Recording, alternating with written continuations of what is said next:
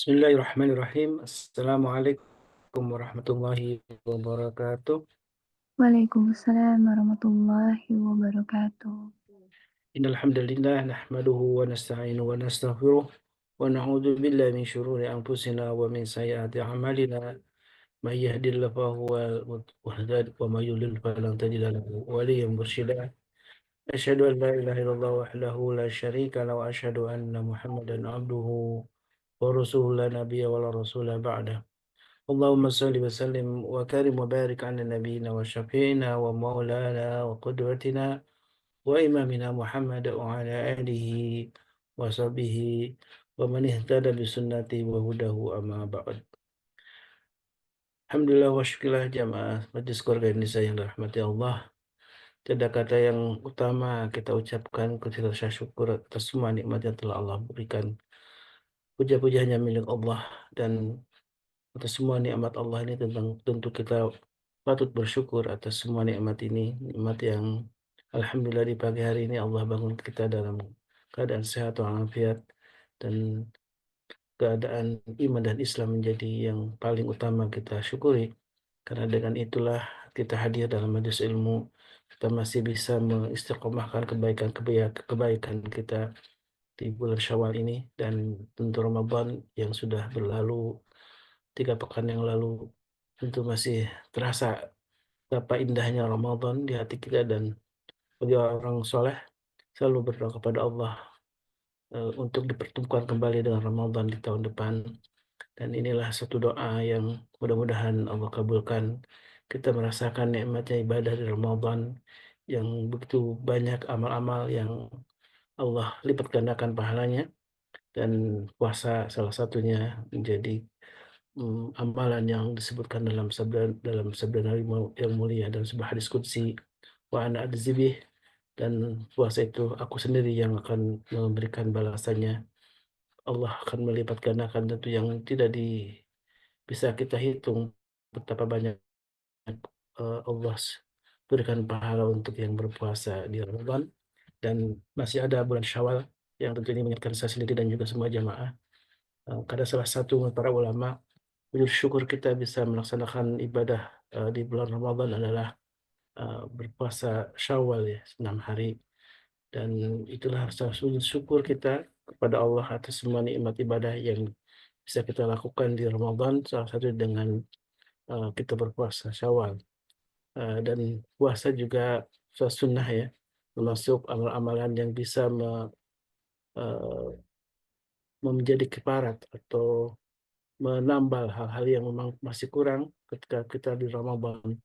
Puasa kita barangkali ada yang tidak sempurna karena di diselingi dengan perkataan-perkataan zur misalkan, atau kata-kata yang tidak baik, sehingga berkuranglah nilai ibadah kita.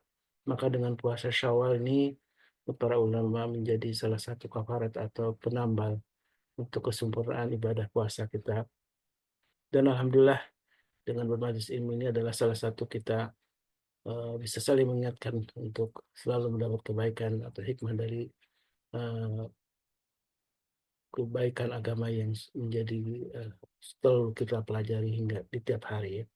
Dan di pagi ini, alhamdulillah kita kembali dibersamai oleh guru kita, Abang Saifullah, ya. Ustaz Abang Saifullah ini memang Masya Allah, Tabarakallah, ya. Disebut dengan, kalau Ustaz Dodi ini menyebutnya dengan Abang Pengantin, berarti ya, Ustaz Pengantin, Masya Allah. Dan di pagi ini insya Allah kita akan kembali mempelajari satu ilmu dari Allah Subhanahu wa Ta'ala tentang ilmu faraid, yang di Al-Quran Karim jelas sekali dalam surat An-Nisa itu banyak sekali pelajaran yang bisa kita dapatkan. Karena ilmu faraid ini adalah ilmu yang langsung dari Allah Subhanahu wa Ta'ala. Karena itulah pesan dari Rasulullah ketika berikan nasihat kepada Abu Hurairah adalah pelajari ilmu faraid dan ajarkanlah. Karena ini salah satu ilmu yang disebutkan dengan nisbuddin, ya, sebagai dari agama itu adalah ilmu faraid. Dan ilmu yang di akhir zaman ini akan dicabut. Yang paling pertama adalah ilmu faraid. Artinya ketika di akhir zaman umat Islam tidak lagi peduli dengan pembagian harta sesuai dengan kaidah dari syariat, pembagian harta waris, maka sesungguhnya inilah pertanda betapa agama ini sudah ditinggalkan oleh kita. Baik, alhamdulillah. Dan tema ini tentang lanjutannya karena ini sudah sekian lama nih kita harus di refresh lagi nih Ustaz. Karena ilmu faraid ini kalau kita karena jarang dipraktek aja sering lupa gitu ya. Masya Allah ini memang harus di refresh kembali dan ini tema tentang eh, salah satu rad ya, salah satu bagian dari yang insya Allah akan kita pahami apa sebenarnya bagian-bagian yang harus kita pahami secara prinsip dari ilmu faraid ini. Tafadhal mashkur Ustaz. Ya, syukran. Makasih Ustaz Khalis. Bismillahirrahmanirrahim. Assalamualaikum warahmatullahi wabarakatuh. Waalaikumsalam warahmatullahi wabarakatuh. Alhamdulillah, alhamdulillah ala ni'amillah. Alhamdulillah ya, hamdan yuwafi ni'amahu wa yukafi'u mazidah. Asyhadu an la ilaha illallah wa asyhadu anna Muhammadan Rasulullah. Allahumma salli wa sallim ala sayyidina Muhammad wa ala ali sayyidina Muhammad. Amma ba'd. Alhamdulillah pada pagi hari ini kita dapat berkumpul bersama dalam suasana Syawal. Mungkin yang awal-awal lalu itu kita ketemu masih ada yang belum berjumpa. Saya mohon maaf lahir batin. Taqabbalallah minna wa minkum taqabbalal karim. Kullu am wa antum bi khair. Ja'alanallah minal aidin wal faizin. Amin ya rabbal alamin. Bapak Ibu sekalian yang saya cintai, pada pagi hari ini kita akan membahas kajian hukum waris mengenai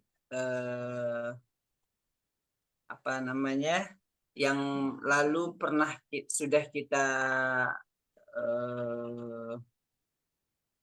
sudah kita bahas, yakni tentang permasalahan rod ya. Nah, pagi hari ini beberapa bulan lalu kita membahas mengenai aul. Nah, pagi hari ini kita akan membahas mengenai rod. Bapak Ibu sekalian, saya ingin kembali refresh mengenai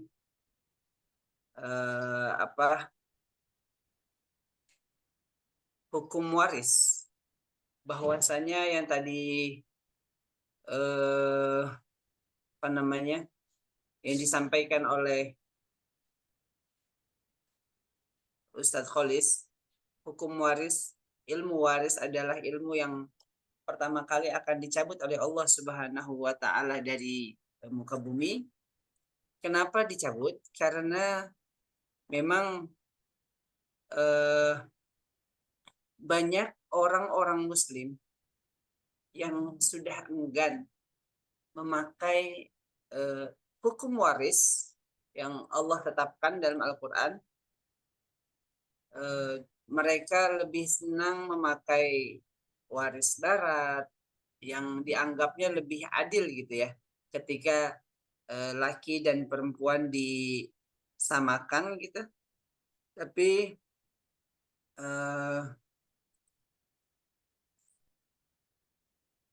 kali ini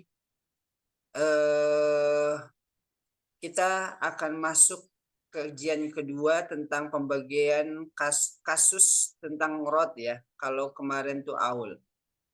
Saya sambil cari ini. Zoom saya pental-pental terus nih ya. Masih ada nggak nih?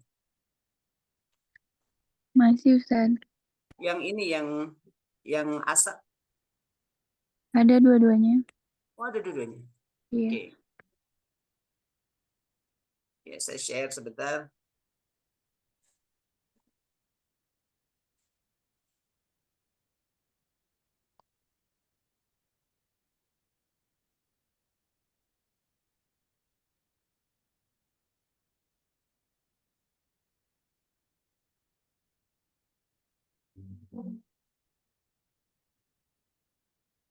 Sudah masuk? Oh, belum ya, masih screen ya.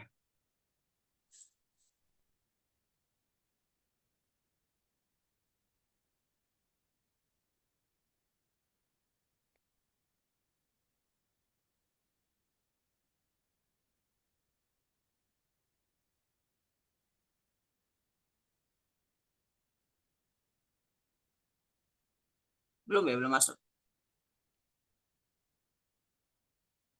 Masih file, Ustadz.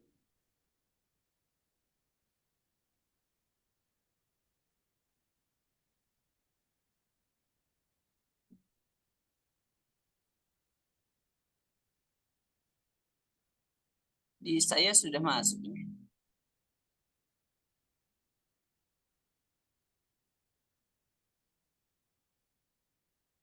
Di saya sudah masuk, Bapak Ibu. Belum ini. Coba klik lagi, Ustaz. Masih Kenapa? diulang lagi coba.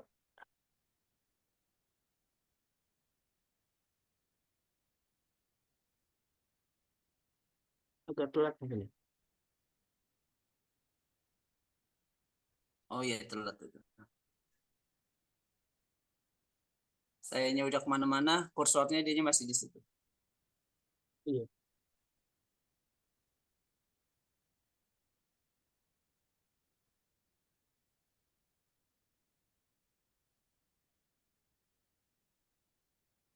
Saya ulang dulu.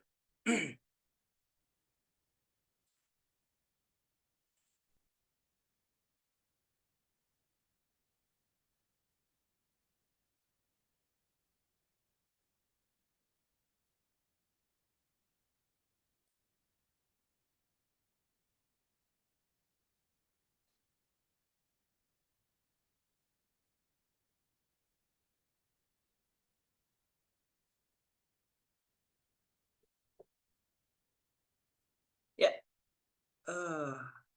saya kirim juga deh ke Ustadz Kholis ya, saya kirim juga ya.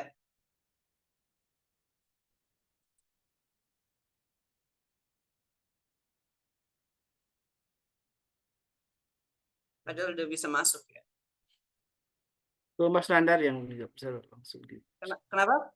Ke Mas Nandar atau ke saya yang Excel, Ustaz. Size-nya? Yang Excel ya, nomor Excel. Oh. Oh, karena berat ini kayaknya. Sorry. Saya masuk ke ini aja deh. Ini karena berat. Iya. 50 mega keberatan berarti dia. Iya, nggak bisa muncul ini. Hah? Iya, nggak muncul mungkin. Nggak muncul. Saya masuk ke webnya aja deh.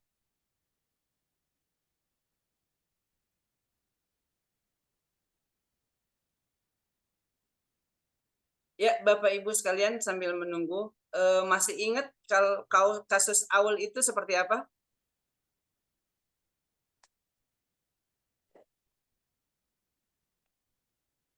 Ya,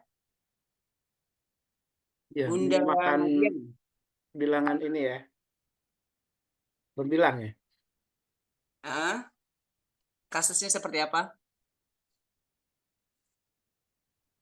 Pembagian harta waris berdasarkan pembagian yang telah ditentukan dalam Al-Quran tidak cukup. Mm-mm. Jadi si harta warisnya nggak cukup gitu untuk memenuhi seluruh bagiannya. Oke, betul. Jadi ketika pembagian waris, harta warisnya itu tidak cukup. Ahli warisnya yang tinggal, misalkan yang berhak, harusnya semuanya dapat bagian masing-masing sesuai dengan yang ditentukan. Akan tetapi eh, hartanya ternyata tidak cukup untuk membagi semuanya. Nah, eh, kalau rot berarti kan kebalikannya nih. Apa sih Kelebihan rot? hartanya kelebihan setelah dibagi kepada ahli waris. Hartanya kelebihan setelah dibagi oleh seluruh ahli waris. Iya. Nah, Kalau di kita di apa namanya di Indonesia, kira-kira kalau ada harta kelebihan gimana nih maunya? Dibagikan ulang Dibagikan, kepada yang senasab. dibagikan ulang. Iya. Jadi jarang ya kalau ada harta waris, ah ya udahlah, kelebihan udah deh saya nggak mau, jarang ya segitu ya. Jarang. Ada nggak kira-kira yang wah ini harta warisnya kelebihan, masih ada sisanya nih, ini gimana nih? Udahlah saya nggak mau, saya kan sudah dibagi gitu. Kira-kira di apa namanya di Indonesia nih, di Muslim Indonesia kira-kira ada nggak yang seperti itu gitu? Disedekahkan. Iya, kira-kira kalau misalkan ada yang disedekahkan, kira-kira itu ada yang ini enggak? Apa namanya? Eh Konflik. dalilnya. Ketika disedekahkan ada dalilnya enggak?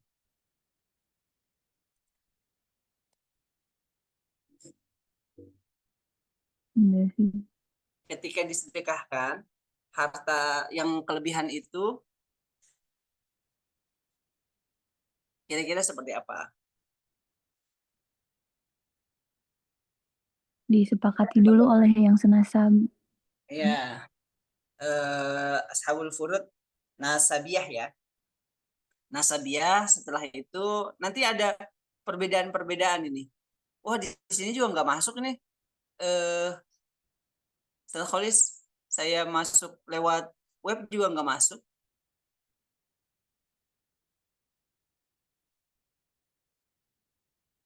Ini yang saya udah co-host juga kan ya yang Abang Saifullah ini? Sudah, Ustaz. Masih ada. Ya, qadarullah deh. Oke, baik. Bapak Ibu sekalian yang dirahmati Allah Subhanahu wa taala, kita mulai hukum waris kasus perhitungan rod. Kalau dari definisi dari segi bahasa, rod itu berasal dari bahasa Arab. Rodda yuraddu roddan. Itu eh, artinya apa sih? Artinya itu eh, kembali, atau juga dalam etimologis bisa ada yang mengartikan eh, apa? I'adah gitu ya, pengembalian. Artinya hukum dalam hukum waris Islam yang dimaksud dengan rod adalah mekanisme pengembalian harta yang tersisa yang tadi disampaikan Bunda Nadia. Jadi ketika ada harta waris nih dibagikan oleh seluruh ahli waris, lalu kemudian masih ada sisa, maka itulah caranya dengan apa namanya membaginya dengan cara rod gitu ya. Nah, setelah pembagian kepada siapa? Kepada seluruh ahli waris yang sudah ditentukan bagiannya dalam Al-Quran. Itu dilaksanakan. Lalu, rod ini apa sih sebenarnya tujuannya? Rod ini punya tujuan supaya harta si pewaris itu tidak terbengkalai. Jadi Bapak Ibu sekalian, jangan sampai harta waris itu jadi terbengkalai atau tidak berguna. Ketika misalkan dia meninggalkan sebuah tanah 1 hektar gitu. Lalu dibagikanlah masing-masing ahli waris yang tinggal. Tapi ada sisa karena misalkan ya ahli warisnya semua khawatir banget dengan sesuatu yang bukan haknya. Ketika Allah sudah menentukan bagian dia setengah, yang satu lagi 1/6, yang satu lagi 2/3, satu lagi 1/8, misalkan seperti itu. Lalu semuanya sudah dibagi secara hukum Islam. Dapatlah bagiannya masing-masing.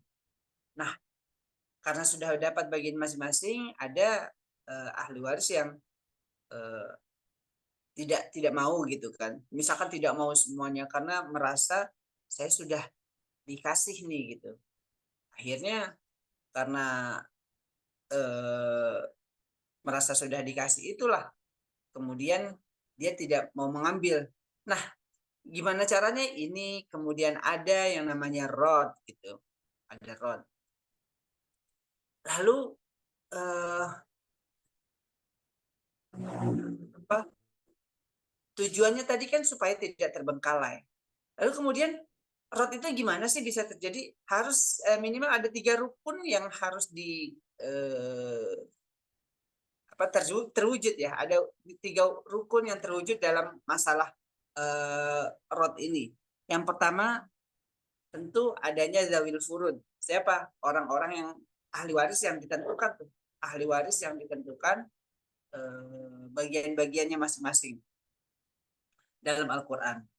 Seperti misalkan anak laki-laki, anak perempuan, seorang ibu, seorang bapak, suami, istri, itu kan semua sudah ditentukan.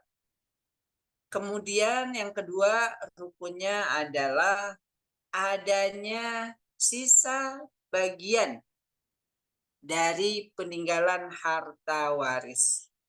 Jadi kalau semuanya sudah dibagi, ada sisa nih. Nah, baru masuklah ke rot gitu.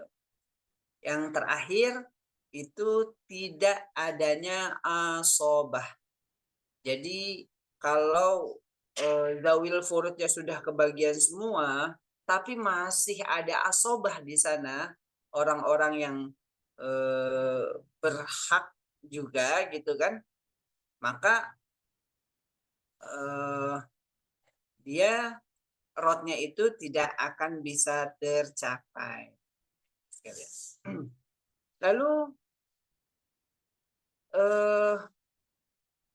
kalau berbicara mengenai rot, itu yang namanya fikih itu banyak sekali pendapat-pendapat. Bagaimana kemudian rot itu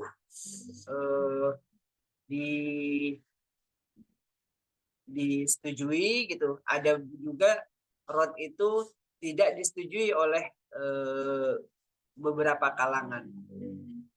Di sini saya ingin sampaikan bahwasanya kalau kita sehari-hari dalam beribadah itu kerap kali memakai mazhab Imam Syafi'i gitu. Justru di mazhab Syafi'i khusus untuk sisa harta peninggalan waris itu diberikan kepada Baitul Mal. Jadi bukan dibagikan pada ahli waris gitu, ahli waris yang masih ada, tapi dibagi kepada Baitul Mal. Nah, terus bagaimana kalau di Indonesia? Kalau di Indonesia tentunya kita memiliki dalam teknisnya ya, memiliki sumber yakni kompilasi hukum Islam. Kompilasi hukum Islam itu ya adalah sebuah kompilasi mengenai pendapat-pendapat hukum yang kemudian dituangkan dalam sebuah kitab gitu bernama kompilasi hukum Islam yang dipakai untuk pedoman beracara di pengadilan agama di dalam negara Indonesia. Nah, Bapak Ibu sekalian yang saya hormati, bahwa dalam hal rod ini yang pertama salah satu pendapat adalah pendapat dari Khalifah Ali bin Abi Thalib dan juga Khalifah Umar bin Khattab ya. Jadi dalam pendapat Khalifah Ali bin Abi Thalib dikatakan bahwa pengembalian sisa harta diserahkan kepada siapa? Kepada ashabul furud. Tapi dalam pendapat Khalifah Ali bin Abi Thalib dan Umar bin Khattab, ashabul furudnya siapa? Tapi tidak boleh diberikan kepada suami atau istri. Ya, tidak boleh diberikan kepada suami atau istri. Karena apa? Karena suami Tidak senasab. Iya, karena suami atau istri itu bukanlah kerabat nasab. Tidak boleh juga diberikan kepada Baitul Mal. Ini menurut pendapat sahabat Ali bin Abi Thalib dan Umar bin Khattab. Karena apa? Karena hubungan dikatakan oleh sahabat Ali bin Abi Thalib dan Umar bin Khattab, karena sebab hubungan darah itu, hubungan nasab itu lebih utama mendapatkan haknya dibandingkan hubungan agama seperti itu.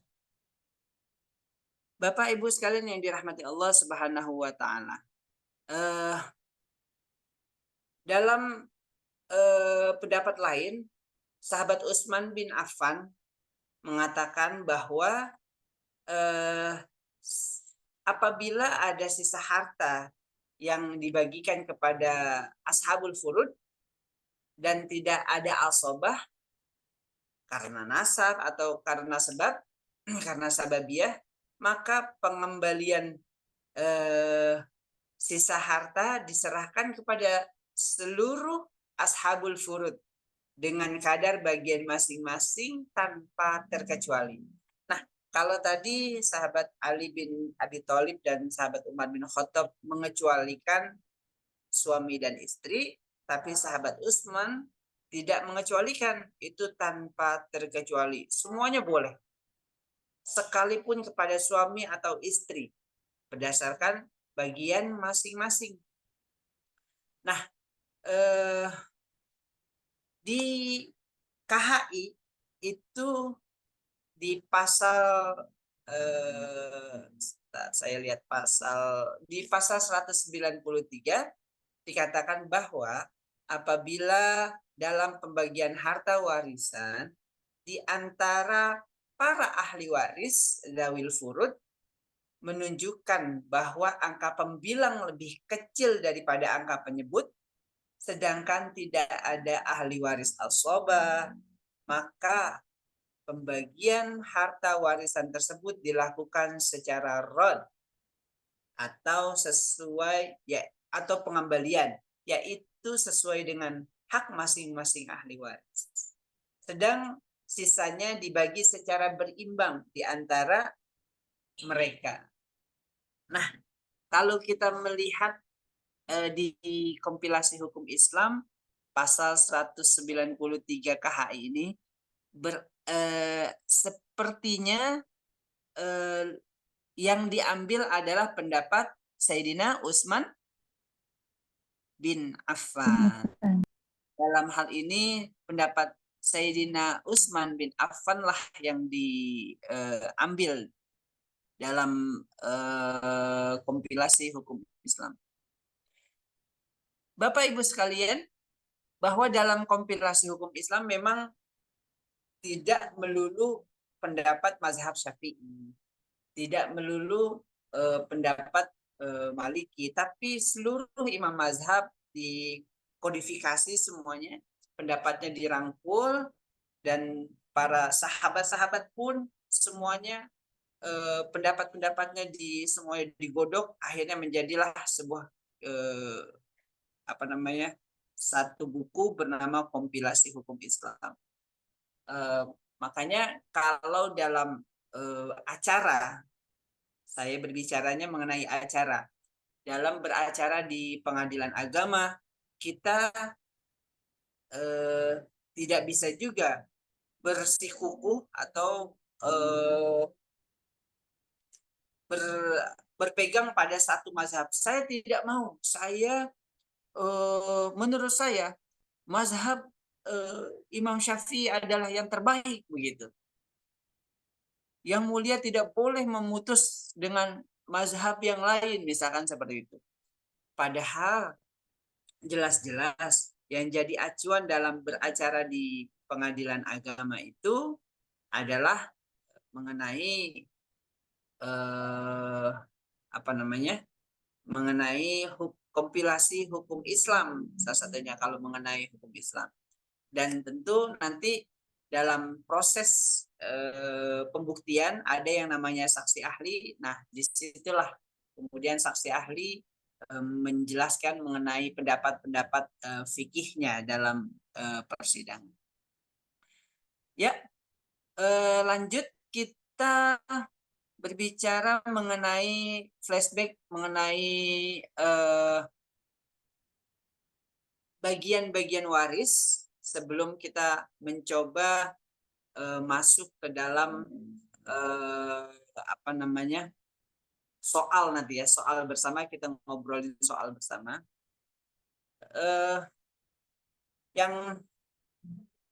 Yang pertama, kalau ada namanya ahli waris sababiyah. Ahli waris sababiyah ada apa? Ada suami, ada istri. Itu sebabnya karena menikah, maka dia menjadi ahli waris. Nah, suami ini bagiannya kalau masih ingat, suami itu ada bagian setengah, ada juga bagian seperempat. Setengah itu jika tidak mempunyai anak atau cucu dari anak laki-laki, dan seperempat jika ada anak atau cucu. Jadi kalau dia tidak punya anak nih, suami atau istri, salah satunya meninggal, maka bagiannya setengah. Tapi kalau ada keturunan, ada anak, maka bagiannya seperempat. Lalu kan ada dua nih sababiyah, ada suami, ada istri. Kalau suami mendapatkan setengah ketika tidak memiliki anak, nah sekarang istri mendapatkan berapa? Seperempat. Iya. Jadi gampang banget ya, yang namanya rumusnya itu yang perempuan adalah bagiannya 1 kali, yang laki-laki 2 kali. Yang perlu diingat dalam hukum waris cuma itu aja tuh. Perempuan itu dapat 1, laki-laki dapat 2. Jadi kalau suami dapat setengah ketika tidak memiliki anak, maka istri setengah dari setengah adalah seperempat. Nah, kemudian kalau suaminya dapat seperempat, maka istri mendapatkan seperdelapan. Iya. Selanjutnya ada seorang ayah. Ada seorang ayah. Seorang ayah masih ingat bagiannya? Ketika dia tidak menjadi asobah, dia dapat berapa, ayah? Sepertiga. Ayah 1/6. Seperenam ya.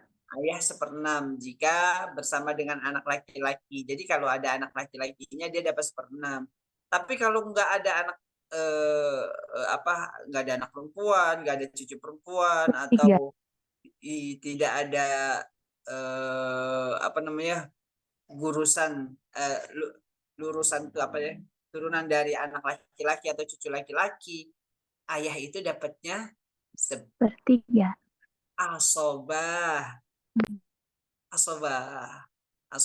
Karena ini ayah. Kemudian kalau yang sepertiga itu nanti adanya di ibu. Ibu ini dapat sepertiga. Kenapa dia dapat asobah? Karena lebih banyak tuh biasanya kan. Kalau ibu dapat sepertiga, si bapaknya dapat asobah, si ayah. Kemudian ada anak laki-laki. Anak laki-laki dapat asobah.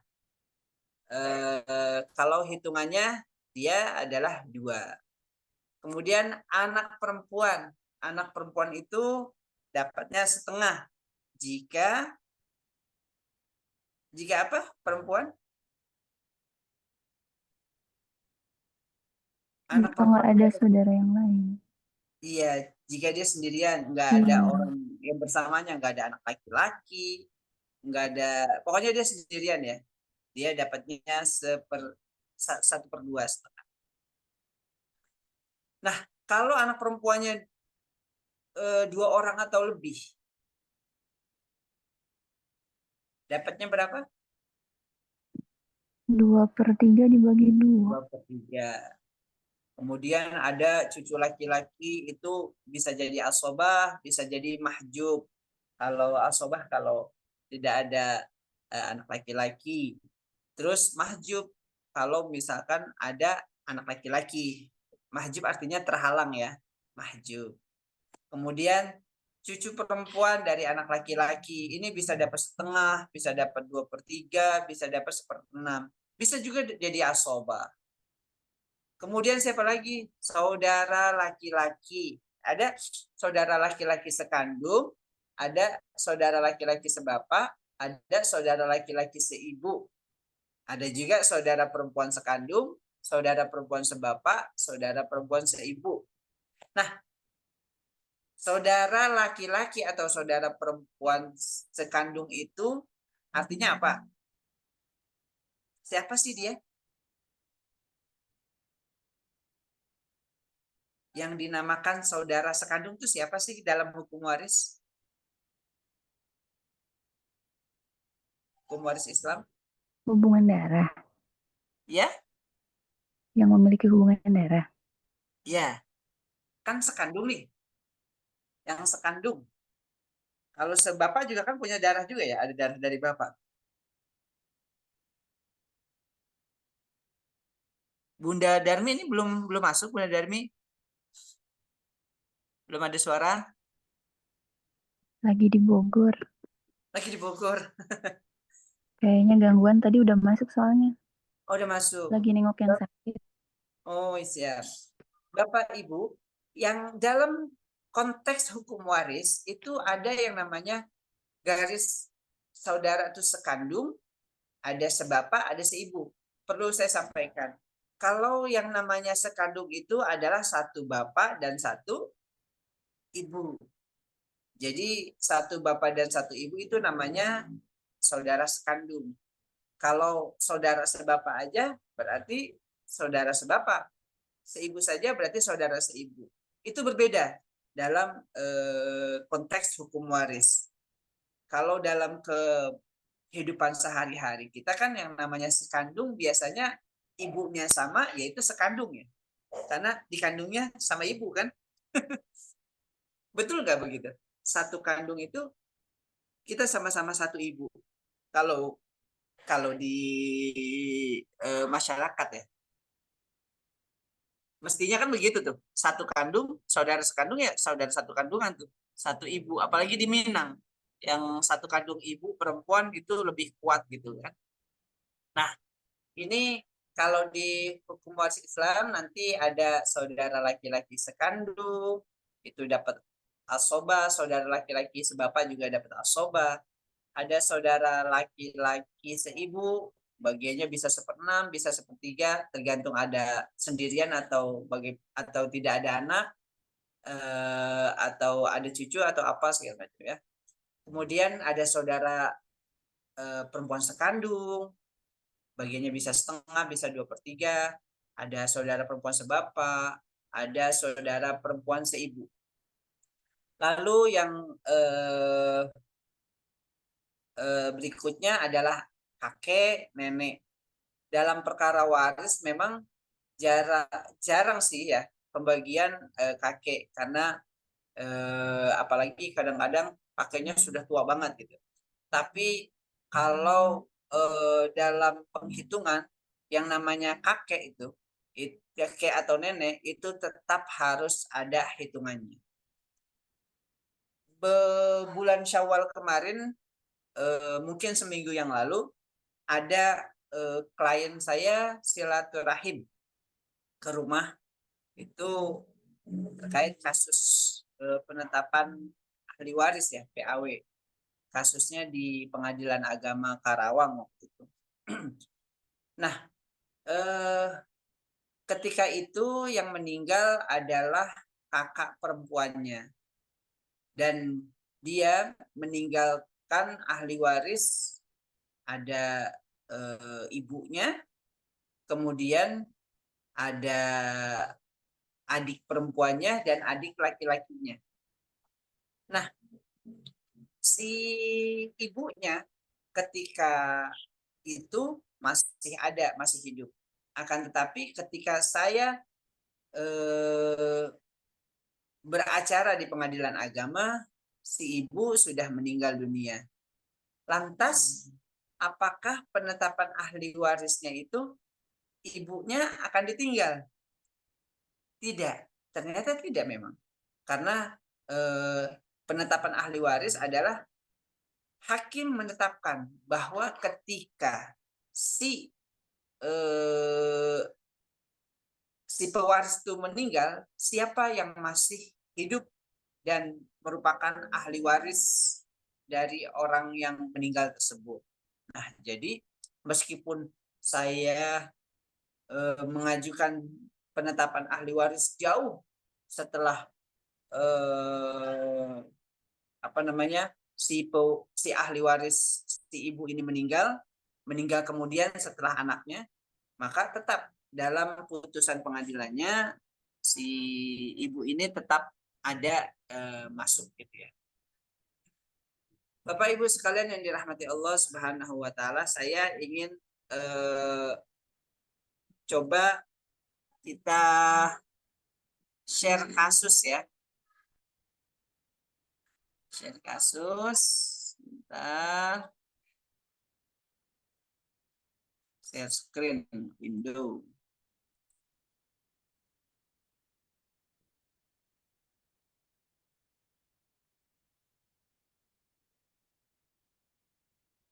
Oh, di sini saya nggak bisa memang.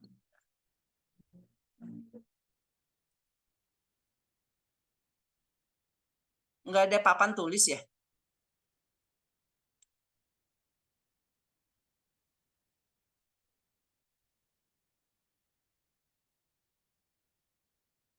Saya share di ini ya, di apa namanya?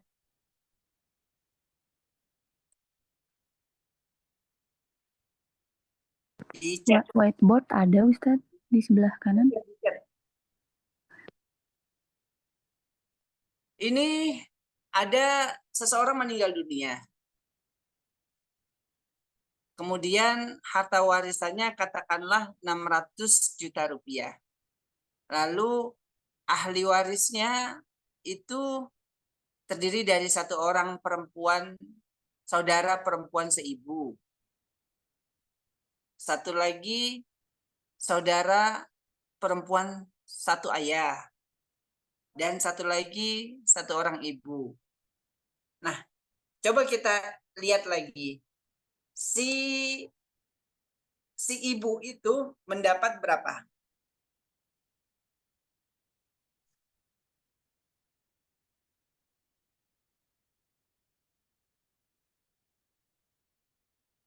Si ibu itu mendapat per 8 ya Ustaz. Ibu mendapat, ini ibu. Yo. Emang ini waris tidak ini nih. Kita lihat dulu sempat saya udah share juga ya tabelnya ya Ustaz. Ibu itu kan bagiannya cuma ada 1/6 sama 1/3. Nah, jika ada anak berarti berapa? 1/6. 1/6. Ibu berarti 1/6. Nah, kemudian ada saudara perempuan satu ibu ya. Saudara perempuan Jadi soalnya satu ibu, satu ayah. Saudara perempuan satu ibu ya. Seibu. Dapatnya berapa? Dapatnya 1/6. Terus ada saudara perempuan satu ayah. Dapatnya setengah. Nah, kalau hitung waris nih, kalau hitung waris, kemudian kita pakai kalkulator waris, itu memang sudah langsung ketemu jawabannya. Tiba-tiba disodorkan ke kita bahwasanya si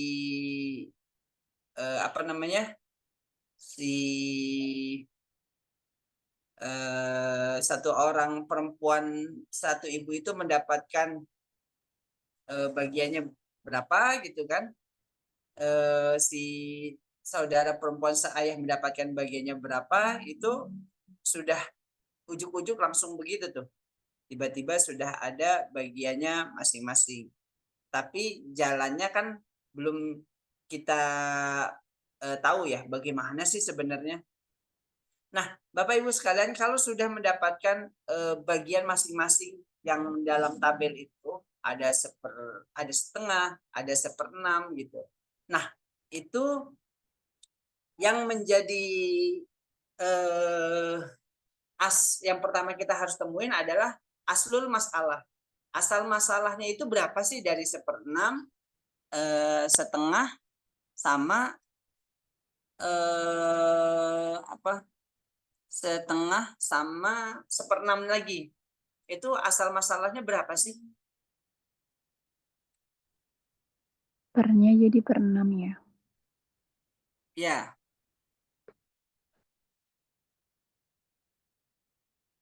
Jadi asal masalahnya 1/6. Nah, kalau 600 juta tadi nih, 600 juta, kita kan sudah tahu bagiannya masing-masing. Si ibu kandung kan dapat 1/6. Terus kakak perempuan sekandung, kakak perempuan sekandung artinya kakak perempuan satu ayah, satu ibu ya, itu mendapatkan setengah. Terus adik perempuan seibu itu mendapatkan 1/6. Nah, ibu kandung, kalau asal masalahnya 6 nih, 1/6 dari 600 juta itu berapa? 100. 100 juta. Kemudian kakak perempuan sekandung, kakak perempuan satu ayah, satu ibu. Itu tadi soalnya salah ya, kakak perempuan sekandung sama kakak perempuan seibu lah. Nah, kakak perempuan sekandung kan dapat setengah. Setengah dari 600 berapa? 300. 300 juta. Lalu yang terakhir sama dengan bagian ibu 1/6. Berarti 100 juta lagi ya? Iya. Ada 100, ada 300, ada 100, ada 300, ada 100. Jadi semuanya 500 juta. Kalau kita membaginya dengan langsung, dengan bagian-bagian yang telah ditentukan, maka akan kelebihan harta waris 100 juta. Nah, lalu sisa yang 100 juta seperti apa gitu? Nah, inilah kemudian dihitung dengan cara rod, artinya mengembalikan. Kembaliin ke siapa? Kalau sahabat Ali bin Abi Thalib dan Umar bin Khattab ya dikembaliinnya ke Dawil Furud gitu kan, ke ahli waris yang tadi gitu. Kecuali kalau misalkan ada suami atau istri, nah itu nggak boleh kalau sahabat Ali dan Umar bin Khattab. Tapi kalau sahabat Utsman itu berpendapat balikin lagi gitu. Akan tetapi di mazhab yang lain gitu, ada mazhab Syafi'i itu mengatakan bahwasanya sisanya itu dibalikin ke Baitul Mal. Nah, asal masalah yang tadi 6, karena ada 1/6, ada 1/2 gitu, itu kalau kita hitung 1/6 dari 6 itu berapa? Adalah 1. Kemudian setengah dari 6 adalah 3. 3. 1/6 dari 6 adalah 1. Nah, asal masalahnya kan 6 nih. Sementara ketika dihitung menjadi 5. 1, 3, dan 1. Jadi cuma ada 5. Oleh karena itu kita harus membuat aslul masalah baru menjadi 5.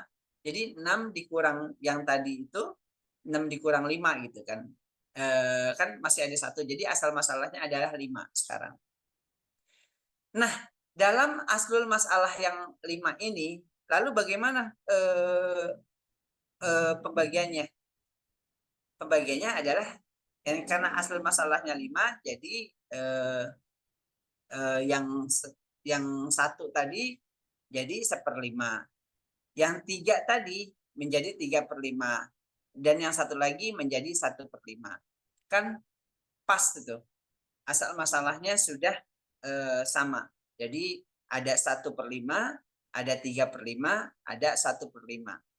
Nah, kalau kita baginya dengan aslul masalah yang baru, yakni 5, maka seluruh harta itu tidak akan habis tersisa. Pertama, si ibu mendapatkan 1/5. 1/5 dari 600 juta. 120.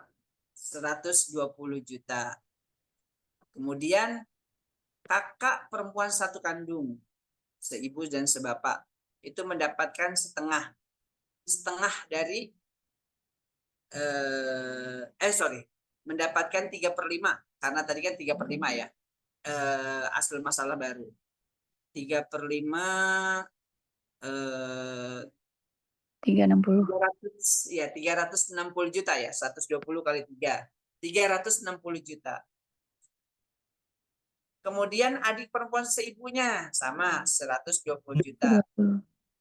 Berarti 120 ditambah 360, 480.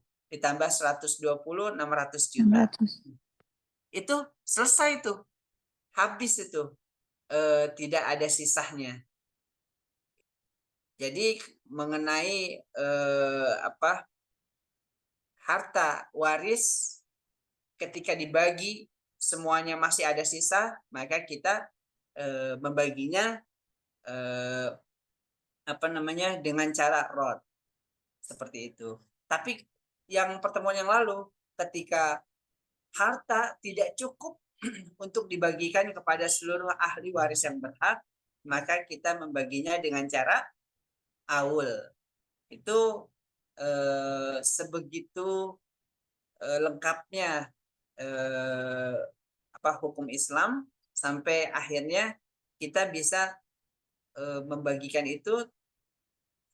Kalau hartanya tidak cukup pakai aul, kalau hartanya berlebih pakai rod gitu. Namun kemudian saya kembalikan kepada semuanya bahwa kembali sampaikan bahwasanya yang namanya fikih itu adalah al-fahmu, adanya pemahaman ketika masing-masing atau para fuqaha, para alim ulama, semuanya kan punya pendapat nih, ada pendapat mazhab-mazhab itu semuanya berbeda-beda, ada yang sama, ada yang berbeda, itu semuanya tergantung dengan mana yang akan kita ambil.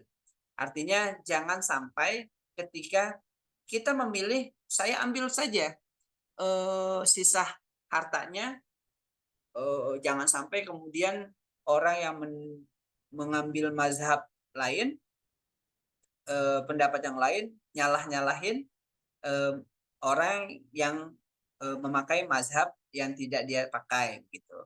Inilah dalam fikih. Ketika kita belajar fikih, kita akan lebih moderat ya, akan lebih tahu bahwasanya ketika kita berbeda ternyata memang ada pendapatnya kok, ada dalilnya, ada tuntunannya dari para sahabat, para salafus soleh atau para imam madzhab gitu kan, mazhab-mazhab yang 4 itu, dan para alim ulama melalui ijtihadnya dalam fatwa-fatwanya seperti itu kan, itu semuanya punya kaidah-kaidah yang tentunya tidak akan terlepas dari kaidah hukum Islam seperti itu.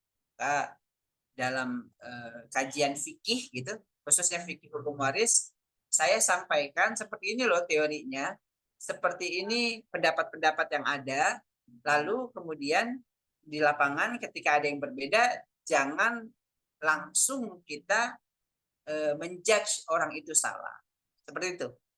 Baik, Bapak Ibu sekalian, untuk kasus Rod sudah saya sampaikan. Kalau ada pertanyaan mengenai seputar waris, khususnya di kasus Rod, boleh disampaikan. Terima kasih. Assalamualaikum warahmatullahi wabarakatuh. Waalaikumsalam warahmatullahi wabarakatuh. Alhamdulillah, jemaah yang Allah, kita sudah menyimak tadi ya sekilas pembahasan tentang ilmu waris. Tentu ini harus istiqomah ya kalau mempelajari ilmu waris ini.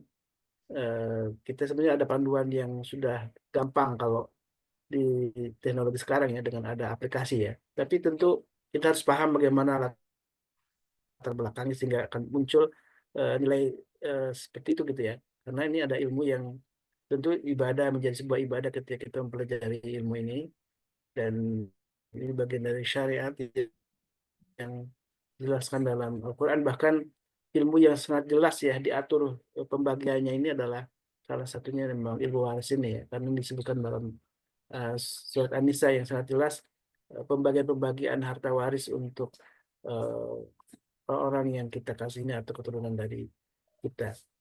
Baik jemaah, silakan yang ingin mungkin mengajukan pertanyaan seputar kasus waris gitu ya, atau mungkin juga ada hal yang lain berkaitan dengan hukum Islam yang bisa jadi ini bagian kesempatan kita manfaatkan untuk bisa bertanya kepada Ustaz Saiful Abu Bakar. Silakan.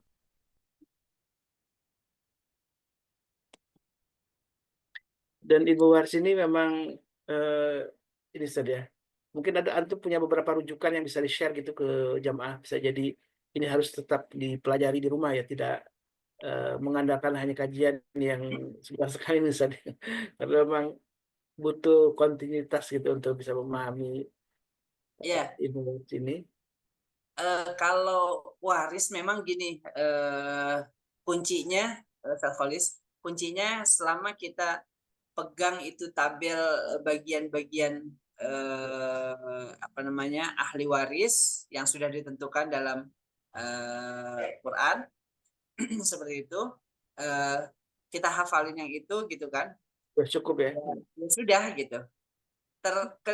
Ke selanjutnya itu kita bermainnya logika, kita bermain tentang ilmu matematika tuh, ilmu matematis seperti gimana nih 1/2, 1/6, 1/3, 1/4, 2/3 begitu. Ketika ketemu gitu, kalau kemudian orang hanya mengerti bahasa nas gitu ya, mengerti dalil Quran aja, ini dapat setengah, ini dapat 1/6, ini dapat 1/4 seperti itu juga tidak akan ketemu dia hitung waris, Ustaz. Karena tidak akan pernah sampai itu. Dia tidak akan bisa nentuin aslul masalah segala macam, aslul masalah kemudian bisa aslul masalah baru begitu ya. Ketika dalam kasus Aul dan Rod, karena seringkali nih kasus Aul dan Rod itu ditinggalkan. Akhirnya ini gimana nih? Ini kok kurang hartanya? Ya udah deh kita bagi rata. Ada yang seperti itu.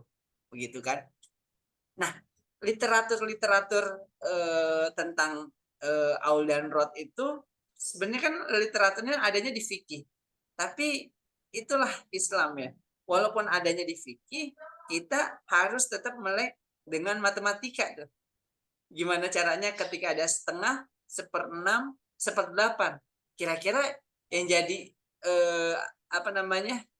penyebutnya ya, itu berapa nih? Kalau ada setengah, 1/8 sama 1/6 nih bagian-bagiannya si ahli waris. Kan kalau kita lihat yang terdekat itu adalah 24 ya.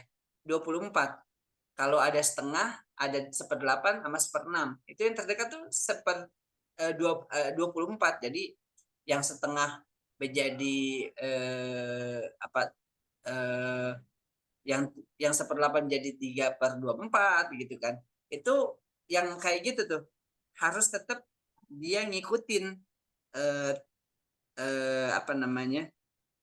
kajian perhitungan matematiknya juga harus tahu begitu. Jangan sampai yang dia tahu ya cuma ini loh, saya dapat 1/8, saya dapat 2/3. Semuanya tuh si ahli waris merasa bagiannya masing-masing, dia langsung ngitung. Saya 2/3 dari 600 juta, sekian, ini balik, nih kasih ke saya. Saya setengah dari 600 juta, sini buat saya. Saya 1/4 dari 600 juta, sini buat saya. Jadi masing-masing itu ngitung sendiri. Itu yang kacau tuh. Ketika misalkan ada ahli waris 5, semuanya merasa bagiannya sudah dia tahu gitu. Akhirnya dia ngitung sendiri-sendiri dan minta sendiri-sendiri. Nah, itu yang kacau. Harus ada satu orang yang paham. Dalam hal ini di negara kita ada majelis hakim yang kemudian akan menentukan sebenarnya siapa sih yang berhak menjadi ahli waris dan kemudian siapa sih yang bagian-bagian itu bagaimana sih ditentukannya seperti itu. Gitu Ustaz. Artinya dalam mempelajari ilmu waris kita tahu dan cukup sekedar tahu dan dari situ kita menetapkan diri bahwasanya ini loh ada yang disyariatkan oleh Allah. Kalau bisa itu dulu lah kita jalanin. Setelah itu barulah kita bermusyawarah mungkin karena itu juga syariat dari Allah. Tapi hitungan yang pastinya dijalanin dulu, diketahui dulu, baru setelah itu baru dimusyawarahkan kalau mau musyawarah. Gitu Ustaz. Dan setiap orang pasti akan mengalami hal ini, Ustaz ya. Karena setiap orang pasti akan ditinggalkan oleh orang tua kita, gitu ya. Kalau masih punya orang tua, tentu saat akan ditinggalkan oleh orang terkasih kita. Ataupun kita juga akan meninggal. Kita akan meninggal harta yang nanti akan dibagikan untuk anak-anak kita, keturunan kita. Dan ini dari awal kita harus tetap punya pegangan teguh ya, Ustaz ya. Jangan sampai ini ilmu yang kemudian tidak bukan hanya sekedar ilmu, tapi harus dipraktekkan dalam kehidupan kita. Jangan sampai kita melalaikan syariat yang sudah ditetapkan oleh Allah dan Rasulnya. Bunda Nadia ingin bertanya? Assalamualaikum warahmatullahi wabarakatuh.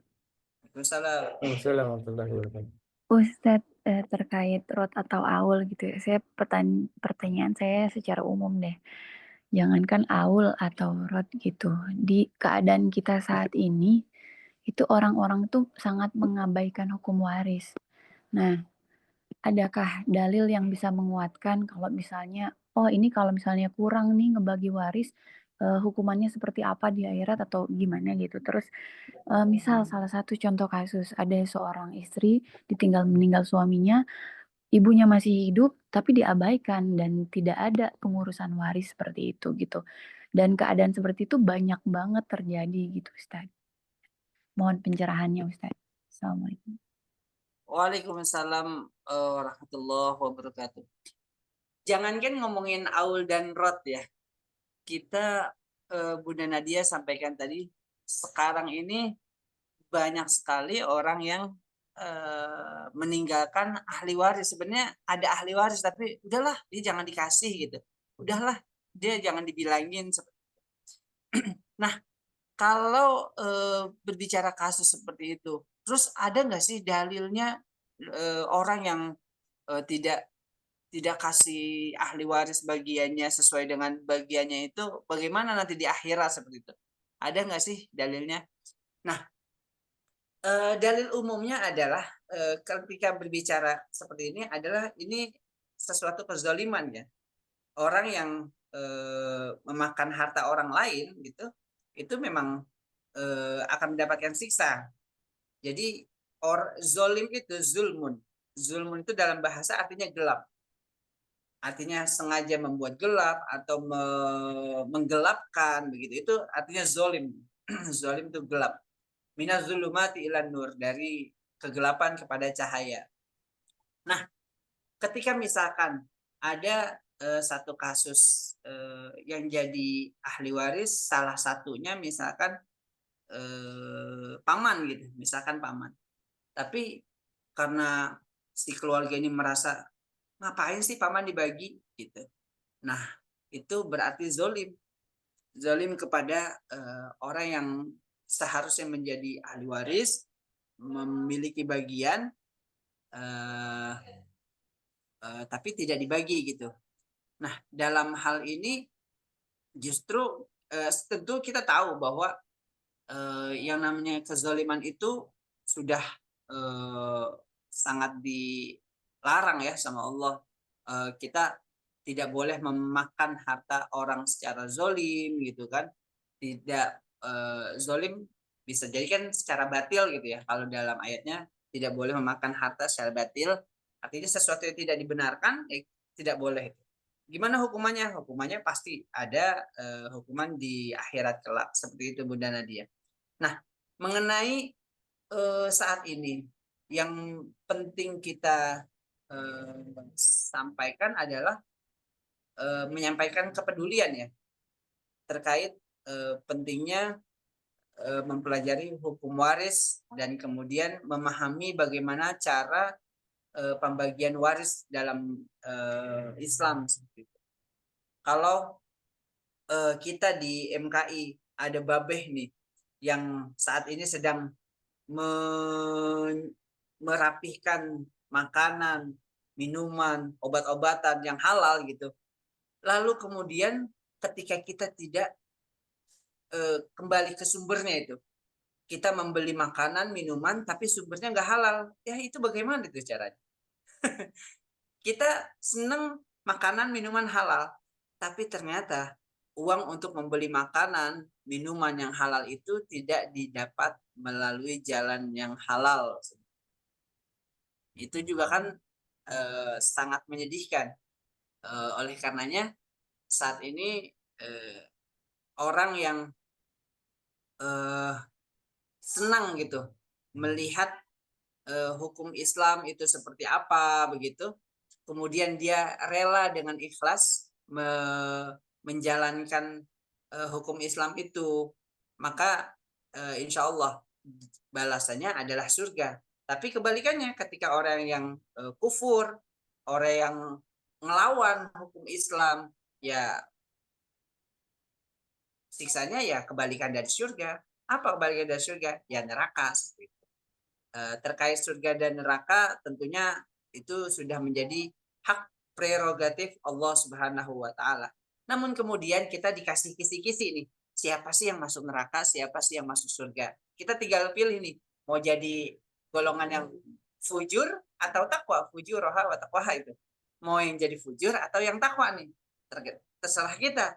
Kita dikasih pilihan. Tapi mudah-mudahan semua keluarga besar Majelis Keluarga Indonesia ini semuanya milihnya golongan orang-orang yang bertakwa ya. Artinya ketika dia takwa, dia kan takut tuh sama Allah. Takut sama Allah, takut sama Rasulullah, kemudian dia ngejalanin seluruh syariat Islam, dia jalanin juga sunnah Rasulullah, seperti itu kan. Ada hukum waris, oh dia lihat seperti apa, oh dia ngobrol semuanya, oh begini loh bagian-bagiannya, dia jalanin. Kemudian merasa ada perasaan, oh saya sudah tahu semuanya, kita musyawarah yuk, kita bagikan rata aja atau sebagian untuk wakaf atau sebagian untuk apa begitu, karena misalkan dipandang ada kasus-kasus tertentu gitu yang mungkin ahli warisnya sudah cukup, maka setelah tahu dimusyawarahkan kan dua-duanya semuanya dua-duanya adalah syariat Islam juga. Ketika sudah mengetahui hukumnya, mengetahui cara-cara pembagiannya, dan setelah itu dimusyawarahkan. Seperti itu Bunda Nadia. Saya coba browsing beberapa ayat berkaitan dengan memakan harta atau orang lain ya. Dijelaskan sudah jelas di dalam surat An-Nisa, misalkan memakan harta yatim, kemudian orang yang memakan harta secara batil yaitu bukan haknya.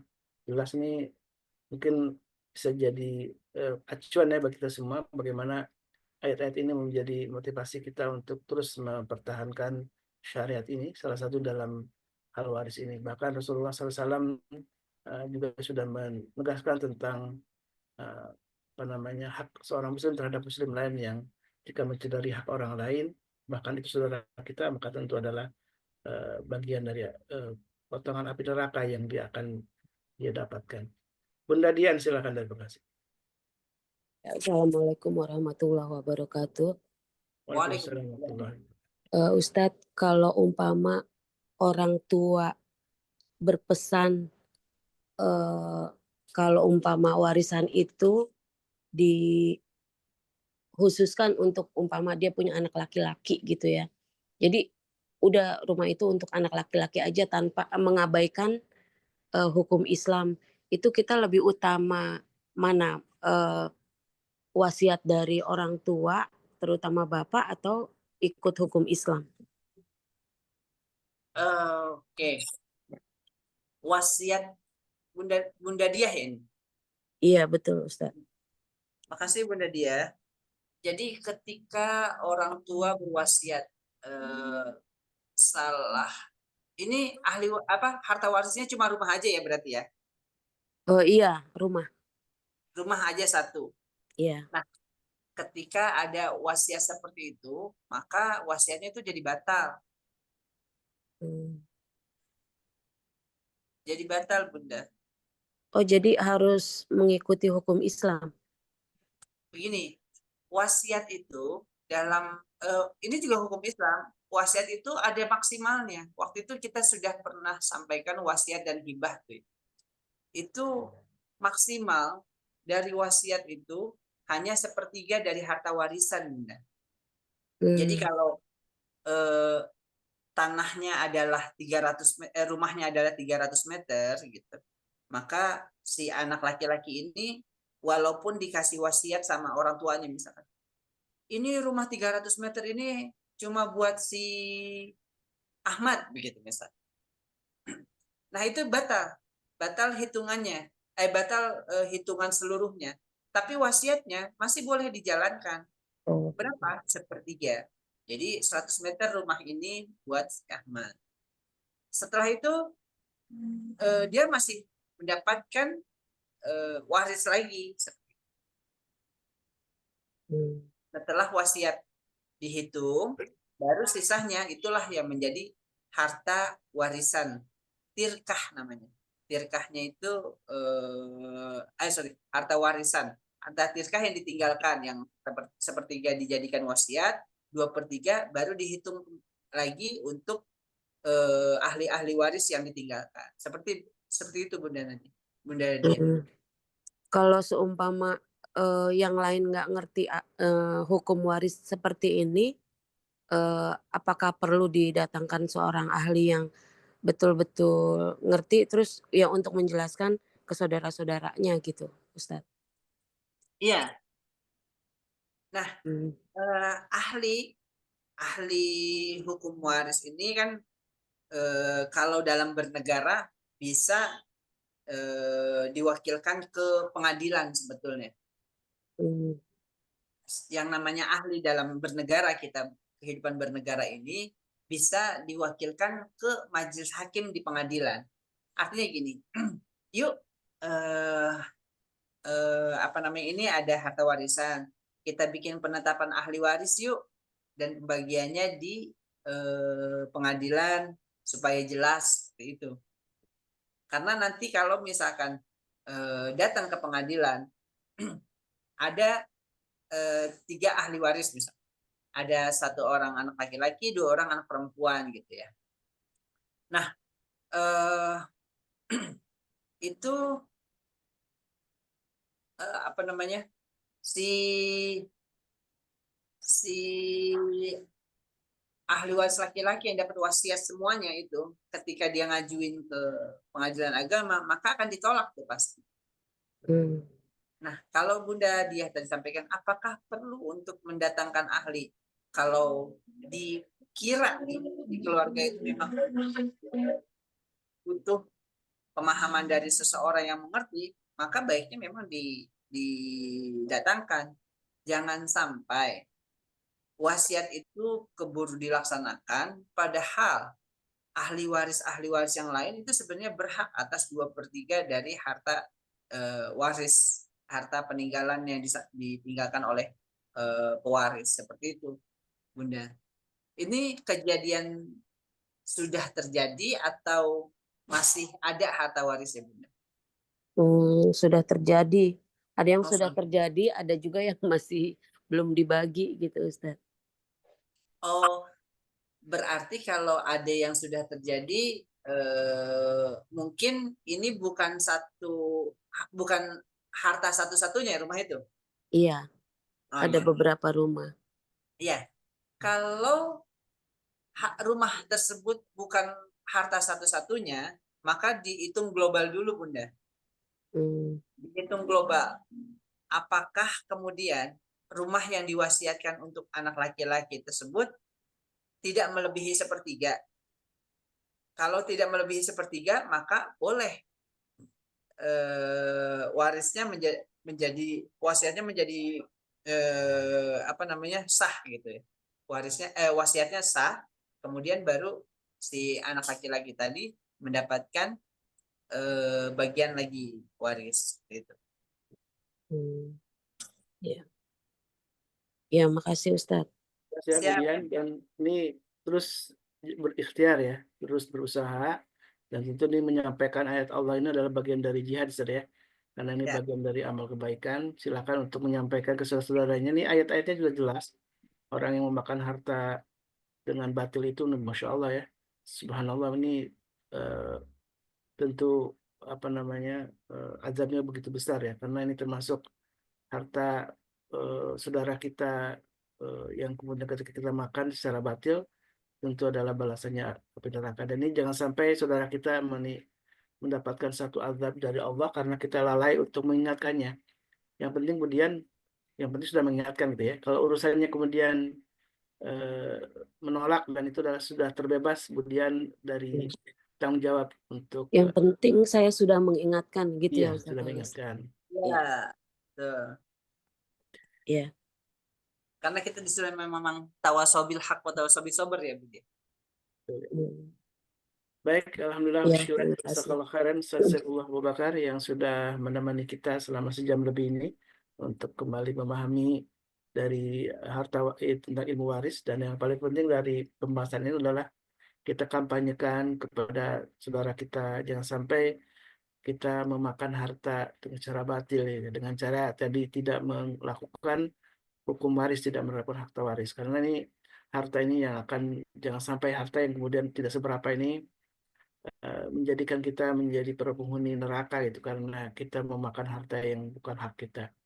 Baik jamaah Allah, mari kita tutup majlis ini dengan doa kafaratul majlis. Subhanakallahumma wa bihamdika asyhadu an la ilaha illa anta astaghfiruka wa atubu ilaik. Alhamdulillahi hadana wa iyyakum. Assalamualaikum warahmatullahi wabarakatuh. Waalaikumsalam warahmatullahi wabarakatuh.